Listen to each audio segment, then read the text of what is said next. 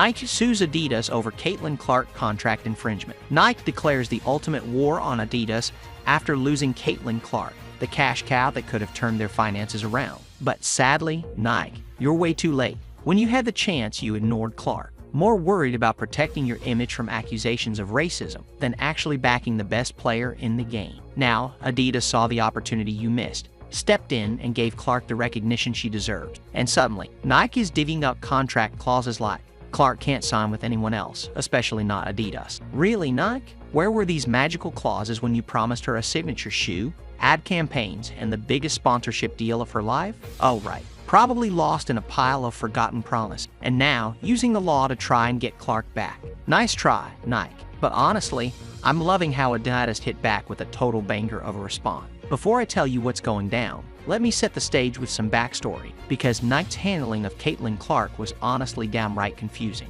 You've got one of the most electric players in basketball right now, someone whose name alone sends fans into a frenzy, and Nike's response was radio silent. No flashy ad campaigns, no big promotional push, literally nothing. They had this golden opportunity like they were holding a winning lottery ticket, and instead, they just tossed it in the trash. It's almost like they forgot she existed. The disrespect was absolutely unreal, and when they finally did decide to offer her a deal, it was underwhelming, to say the least. 8 years, $28 million.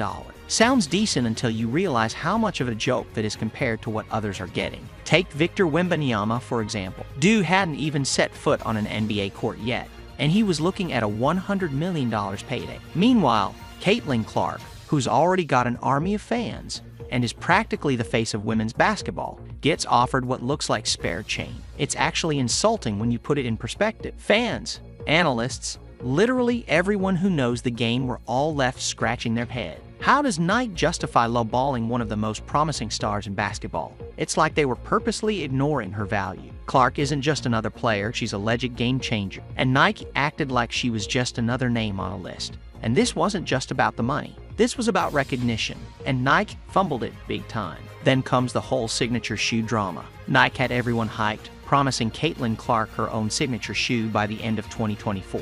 People were pumped, waiting for her to finally get the spotlight she deserved. But what happens next? Nike hits the brakes and says, nah, maybe 2026 or 2027. Who knows? That's not just a delay. It's like dangling a carrot in front of her fan and then yanking it away at the last second. People were understandably furious. You can't build up that kind of excitement and then just go, we'll get to it eventually. And even with how ridiculous the whole thing is, Clark's deal would have still been the biggest sponsorship contract in women's basketball history. Think about that. She was on the verge of making history, and Nike totally dropped the ball by dragging their feet. And this isn't even Nike's first time working with her. Clark had an NIL deal with them while she was still dominating at Iowa, so they knew what they were getting. They had all the info, but when it came time to lock her down with a huge contract, they lowballed her like amateur. Meanwhile, other brands were more than ready to swoop in. Under Armour came in hot with a $16 million deal for just 4 years, plus a signature shoe, half the time, more than half the cash.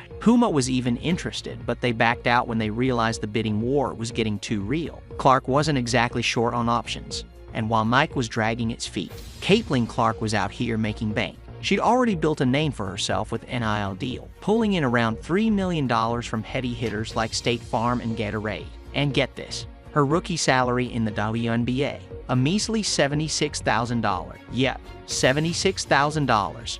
But when you compare that to the millions she's raking in from sponsorships, it's pretty clear where her real value lied. Nike just didn't seem to see it, or worse, they saw it and didn't care. And be sure Nike didn't just accidentally overlook Caitlin Clark. Nah, this wasn't some oops we forgot situation. It wasn't about her talent or her crazy fan base. It was all about who they wanted back. And guess what? Their golden girl was A'ja Wilson. In Nike's eyes, Wilson fit perfectly into the narrative they were trying to push. She's a black athlete in a league where 85% of the players are black, and that made her the safe choice. No need to think twice, right? Wilson got the signature shoe deal and Clark was just left on the bench.